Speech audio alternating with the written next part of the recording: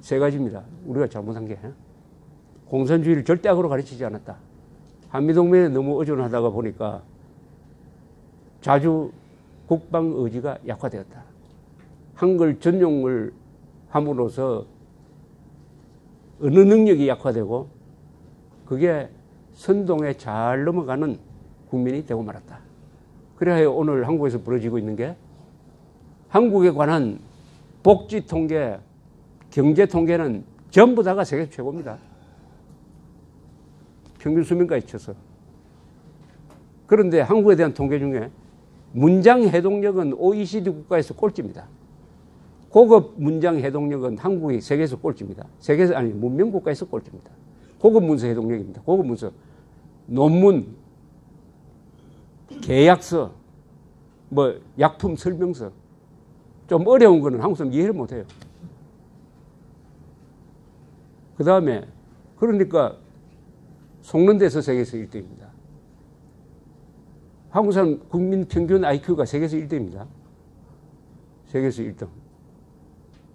2등이 일본입니다. 그러니까 한자 문화권이 IQ가 제일 높아요. 그런데 학력이 또 1등 아닙니까? 학력. 87%가 대학 진학률. 그 다음 건강 상태가 제일 좋잖아요. 또 노동시간도 세계에서 제일 길잖아요. 그럼 머리 제일 좋은 사람들이 제일 많이 배워가지고 일도 제일 열심히 한다. 제일 건강 상태가 좋다. 그런데 속는 데 1등입니다. 천안함 폭침이 북한 소행이 아니다. 어른 중에 30%. 1%만 돼도 안 되죠. 그 1%는 재교육 대상이죠. 그 30%가 누구냐가 문제죠. 30%가 누굽니까? 블랙다운을 보면은 고학력자, 특히 화이트 칼라. 여러분, 지금 문재인 지지층이 제일 두꺼운 데가 어딥니까? 문재인 지지층이 제일 두꺼운 데가 블루칼라입니까? 아니죠. 자영업자입니까? 아니죠. 블루칼라 자영업자가 지금 제일 낮잖아요.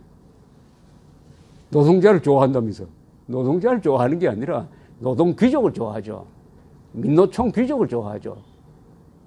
이 사람들이 좋아하는 게 제일 높은 층이 화이트 칼라입니다. 화이트 칼라의 문재인 지지율이 제일 높습니다. 쉽게 말하면 서울에서 넥타이 메고 사무실 근무하면서 고봉급 받는 화이트 칼라가 자유민주주의 체제를 부정하는 대통령 지지율이 가장 높다. 이건 쉽게 말하면 변태죠. 변칙도 아닙니다. 이거는 변태적입니다. 정신심리학적 분석이 필요합니다. 정신과적 분석도 필요해요. 위선입니다. 위선. 잘 속는 것의 바탕에는 위선이 있습니다. 위선. 이 위선은 어디서 출발하느냐? 좋은 말에 속는 데서 출발합니다. 민족, 평화, 자주, 말 자체예요. 좋죠. 그러니까 북한은 언어 교란술의 대가들이죠. 좋은 말을 다 가져가서 한국 사람들이 또 속는 걸 보면 말에 속아요. 한국 사람들은 어떤 사람 평가할 때 그 사람이 과거에 뭘 했느냐. 그런데 뭘 했느냐를 보고 평가를 해야 됩니다. 그런데 한국 사람들은 무슨 말을 했느냐. 무슨 말을 했느냐. 최후의 일인까지 목숨을 건져서 나라를 지킵시다라고 한 사람이 영웅이 되고 그런 말 해놓고 먼저 도망간 거는 생각도 안 해요. 피땀 눈물 흘려가지고 이런 나라를 만든 사람, 행동한 사람보다는 그럴 때 말을 통해서 욕을 하고 해가지고 반대한 사람을 더 높게 보는 이런 위선이 오늘날 한국 민주주의의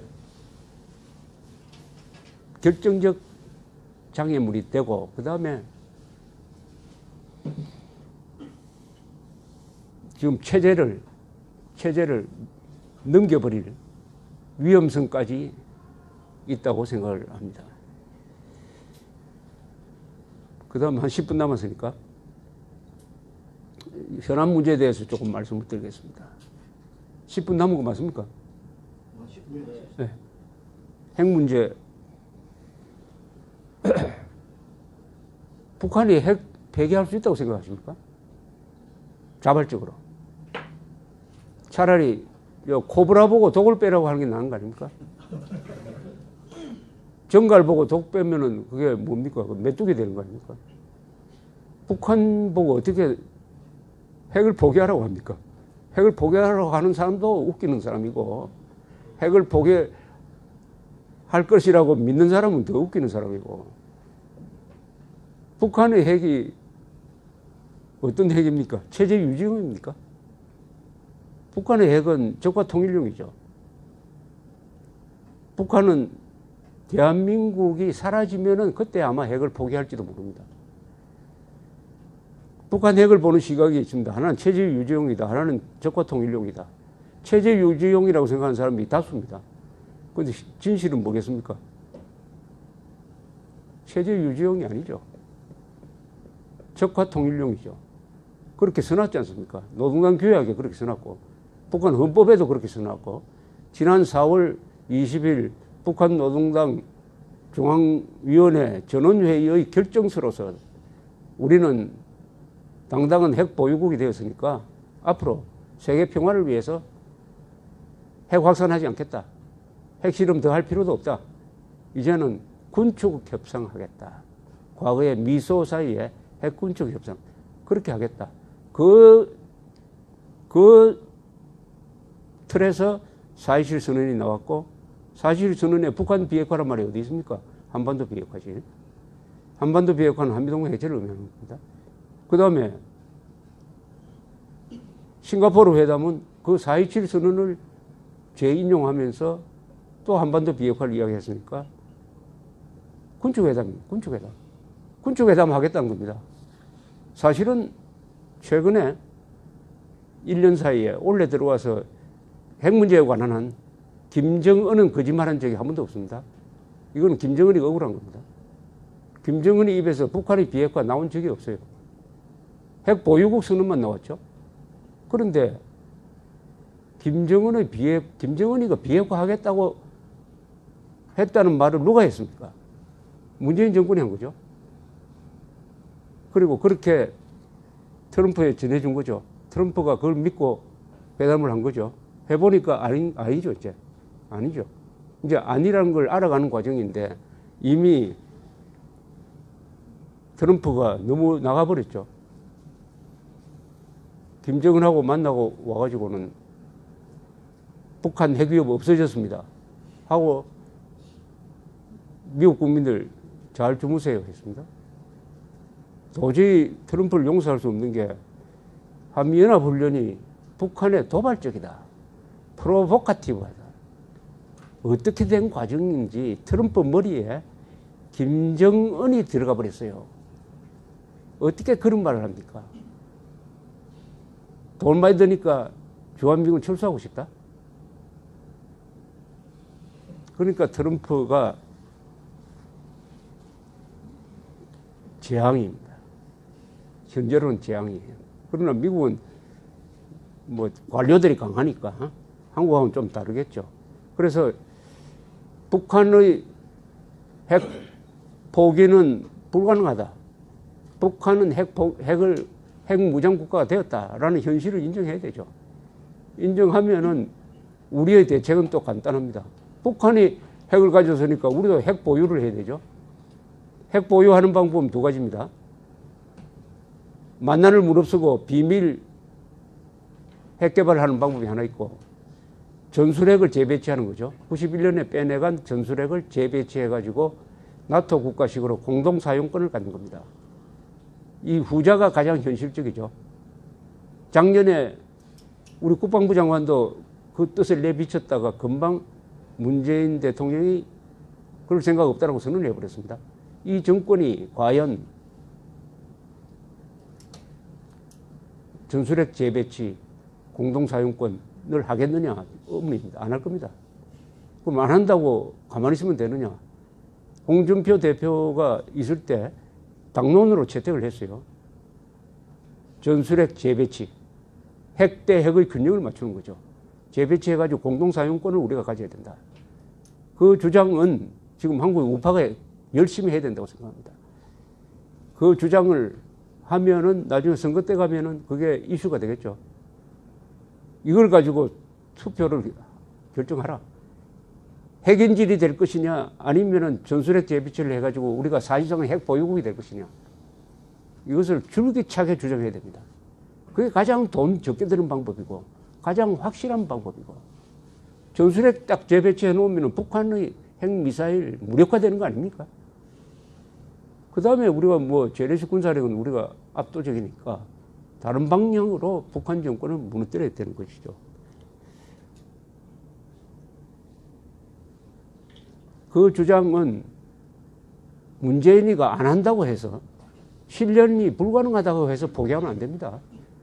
그 주장을 계속 해야 됩니다. 계속. 그러면 여론을 만들 수가 있어요.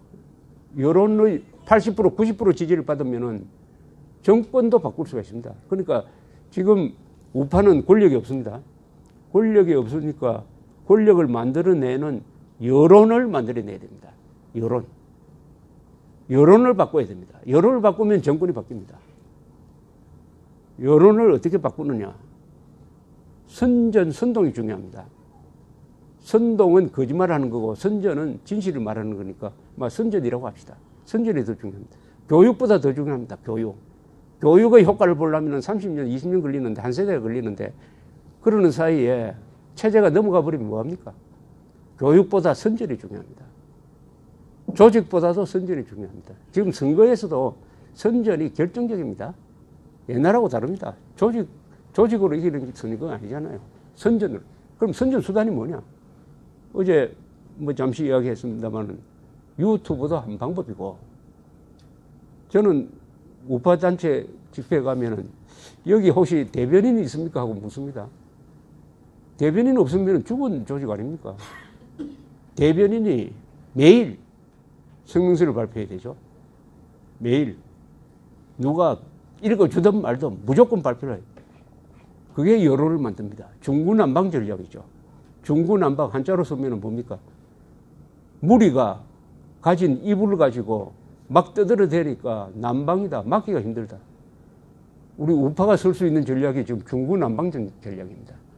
모든 사람이 떠들어야 됩니다. 떠들 수단이 있어요. 이 인프라가 좋습니다. 떠드는 수단이 있지 않습니까? SNS 있죠. 뭐 트위터 있죠. 열심히 하대요. 또 요새 열심히 합니다.